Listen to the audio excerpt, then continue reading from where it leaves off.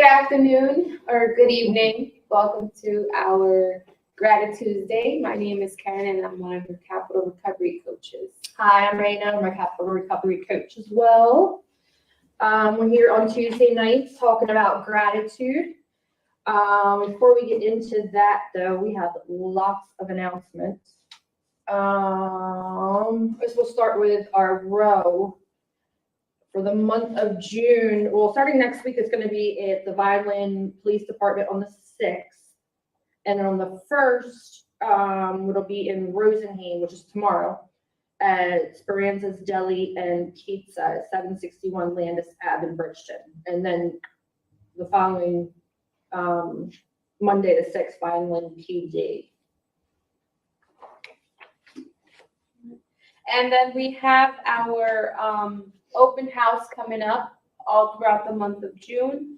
We are going to have several activities going on throughout all the dates that we have scheduled. So if you see on the screen, our first open house day is on Thursday, this Thursday from 10 a.m. to 2. You're welcome to come in. You don't have to stay the entire time. There will be light refreshments and snacks. If you guys would like to come out, please spread the word. And then next Tuesday evening, we're also going to have our open house. And then on Saturday, June 18th. You have 3 days to come by, check us out, see what we're all about, get involved. Just some of the things that we have going on in the community with the Walk for Wellness. Oh, no, we don't. That's over. We do this last time here. No, we don't have that. But we do have the Judiciary Opportunities for Building Skills program. This is Tuesday, June 7th from 10 to 1. It's at the lot adjacent to Cumberland County Courthouse at 43 Fayette Street in Bridgeton.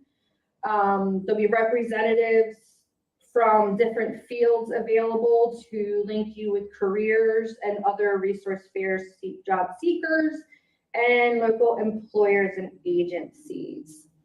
And then there's also the virtual hiring event, which is Wednesday, June 22nd. They don't have a time for that one yet, but it's held by the New Jersey Division of Vocational Rehabilitation and the Office of Federal Contract Compliance Programs.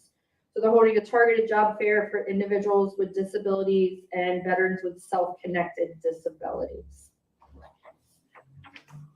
And then we have our Tuesday, which is full of different meetings and groups that we have here. We have, what is it? You have the coffee and our coffee and conversation every Tuesday at 2. It is hybrid. You can come in or you could join us through virtual Microsoft Teams, Facebook Live, YouTube. Just contact us. And then we have the Men in Training, MIT, mentoring.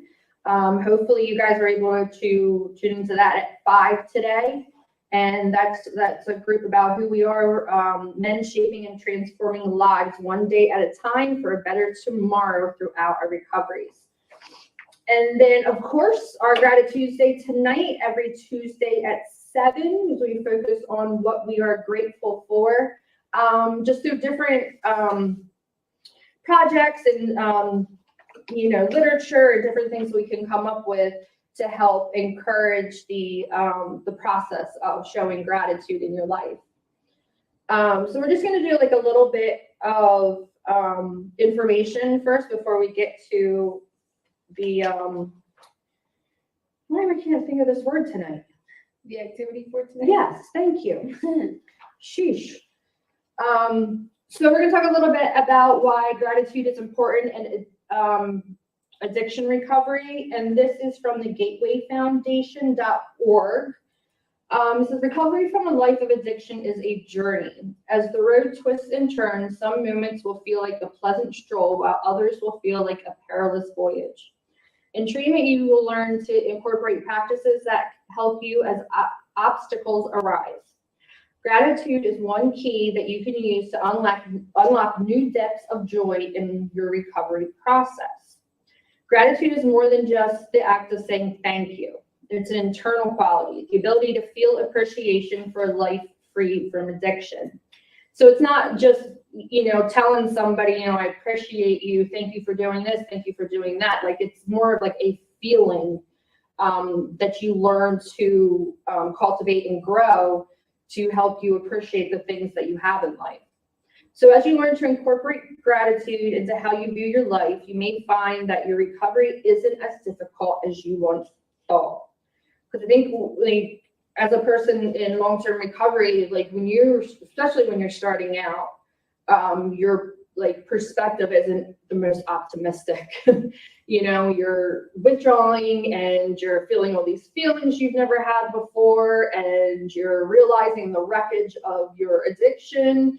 And there's a lot of things that, can weigh you down. But finding the gratitude in the things that you do have is a way to kind of overcome those and continue on in your recovery. So why is gratitude important in addiction recovery? Happy people arguably have one thing in common. They are grateful for what they have on any given day. As a recovering addict, developing a sense of gratitude about the things you appreciate may help you break free from the darkness of addiction. Gratitude isn't just a nice thing to do, it's a key component to long-term recovery, as Raina was mentioning. As you focus on being grateful even when things go wrong, you'll find that there is still so much you can be thankful for. It may take time as you learn to be aware of the small blessings you experience each day. You'll find that practicing gratitude in the midst of addiction recovery has many benefits. Gratitude acts as an integral part of experiencing overall happiness. It helps minimize stress. It allows you to take on challenges with a positive mindset, enables you to see failures as opportunities to improve. It teaches you how to love and respect yourself, and it empowers you to love and respect others so you can carry your message of recovery to those still struggling with addiction. Yeah, that the last thing you want to do is like speak to other addicts and tell them how horrible it is being clean. Like, if you don't have a level of gratitude for, your recovery and the things that you have accomplished, you can't, like, it's hard. How are you going to express something positive for the new person in recovery? So, like, because really nobody wants to hear how miserable you are. We want to find out ways to alleviate that. But so we're going to talk about 4 tips to cultivate gratitude in recovery. Developing your mindset and behaviors so they reflect gratitude is a skill that will take time. If you're finding it difficult to be thankful during your recovery, here are 4 practical ways you can bring gratitude into your life. So the first one is record your gratitude in a journal. Every day, just take a moment or two to write down a few things that make you grateful. It could be spending an afternoon with a friend or watching the sunrise. You can jot down anything big or small. Then, if you're having an especially difficult day, read over some of the things that have filled you with gratitude.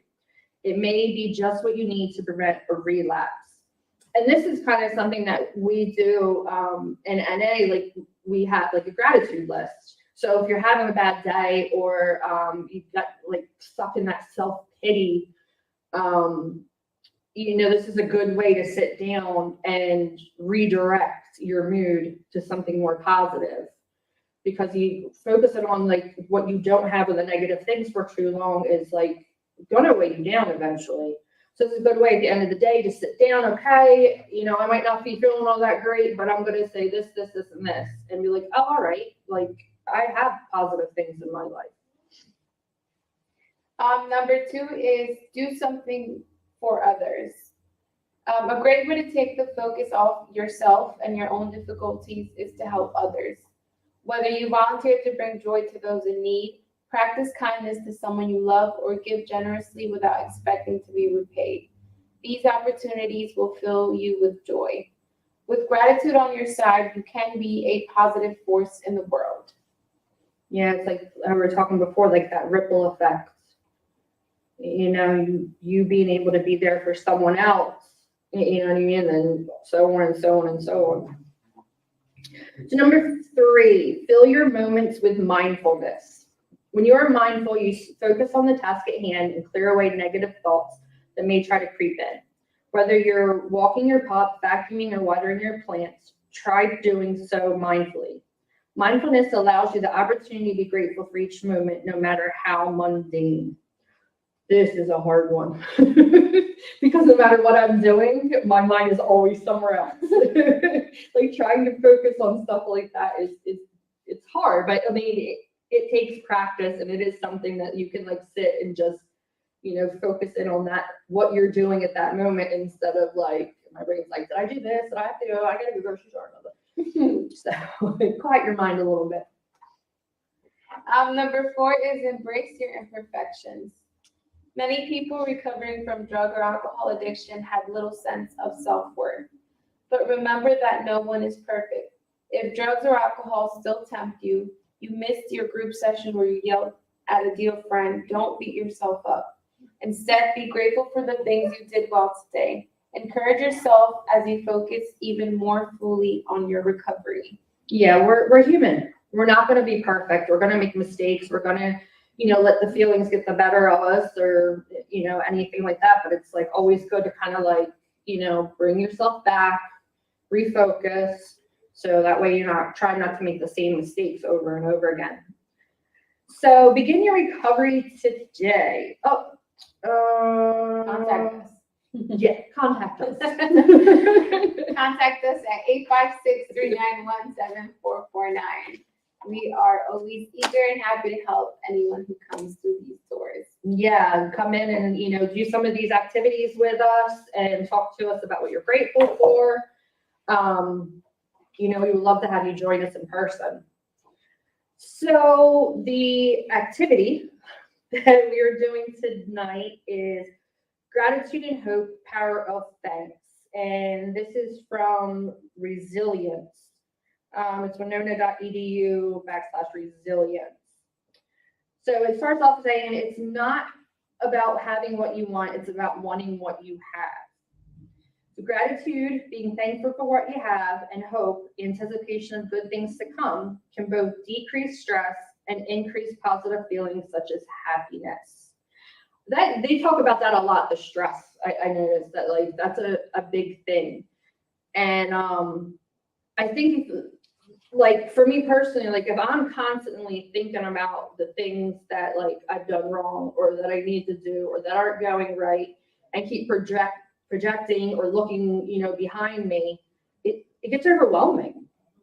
And, you know, just being grateful for what you have in the moment, you know, allows some of that, you know, to like decrease and, you know, let it out a little bit.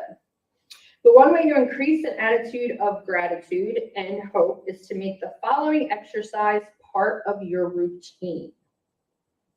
So the first part is before you go to bed each night, reflect on your day and then write down 3 things that happened in the last 24 hours that you are thankful for. So this is like the gratitude journaling.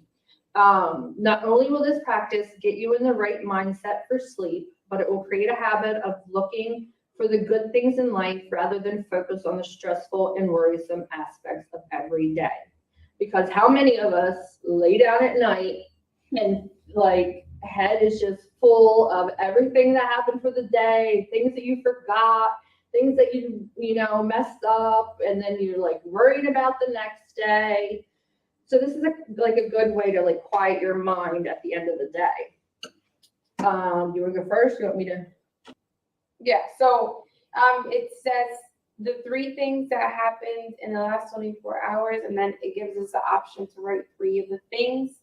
So the first one I wrote down in the last 24 hours that I am thankful for is spending quality time with my family.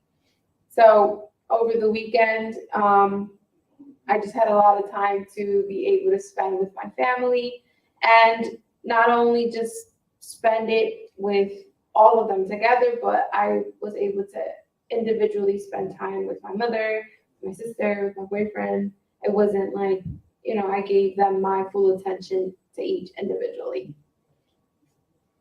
So my first one was kayaking, swimming with friends. So yesterday, me and a couple of friends spent most of the day on the dock, just us on the water, talking, swimming, just relaxing and enjoying the day. You know what I mean? Like just being able to like unwind and let that stress go. And it was such a good weather to swim. Oh yeah, absolutely. I wish I had a pool. I don't have a lake. The second one I wrote down is having a day off and using it for self-care. So I don't know if it's because I grew up with chaos, but I have a tendency to always fill up my day with doing a lot of things. So yesterday I said, I'm not going to do that, and I'm actually going to take the time to just do nothing. And that's what I did, and it was part of my self-care. I put down too an extra day off work because I normally only have one free day between here and my other, job, and like to have 2 days in a row was like amazing. So I was very grateful for that. And then the third one is talking about old times. So I always, it was part of the quality time spent with my family. I got the chance to reminisce about old times, and we were just laughing and remembering the good and the bad. Yeah, it's always nice. Look back and see all the different things, and it's fun. So my last one was news that my daughter found a house.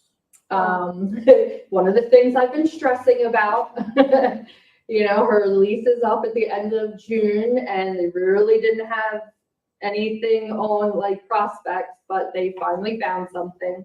And we have a little group chat that's, me and my kids, and also if something's going on, instead of, sending out 4 or 5 messages, you just send out one. So all these pictures came across of the house and everything. So that was very exciting. Alleviated some of my stress, and hers too, I'm sure. And now the second section is, as part of your morning routine, reflect on the upcoming day and write down 3 things that you have to look forward to in the next 24 hours. Getting into this habit can increase positive feelings such as hope and optimism as you greet a new day. So the first thing that I wrote is, I look forward to going for a run. So I have been saying that I'm going to go running, and I actually made the plan, and I'm going to commit to it. So I'm looking forward to that. More power to you. My first one was GratiTuesday. Oh, this is like the highlight of my Tuesday night.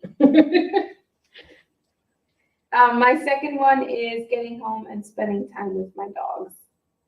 Oh, I just like, yeah, relaxing. Yeah, They help reduce stress. They drive me crazy at the same time. My second one was completing some things on my to-do list. So I've been writing stuff on this little pad for like the past week and a half and not doing any of it. So I was able to like check some things off today. And then my last one is cooking with my mother. So I try to make an effort to meal prep or cook. And I'm actually looking forward to it because I don't really see my mother a lot. So that's the time when I get to spend with her. So I'm looking forward to that. So my third one was coming here and being in air conditioning. The air conditioning in my house is not working right. The air conditioning in my car is not working right. It kind of wants to get cold and make things a little better, but it's just not quite doing it. So like coming here and just like, out of the 90-some degree weather is like something I was definitely looking forward to this morning. That's true. And it's always cool in here. Yes, definitely. So I think that's all that we have for you guys today. It was a pretty quick little meeting, but hopefully you guys will come out to the open houses. You'll start coming out and joining us in person. And then we'll have just more time for discussion and point of view and get everybody involved. So thank you for joining us tonight. Thank you for watching.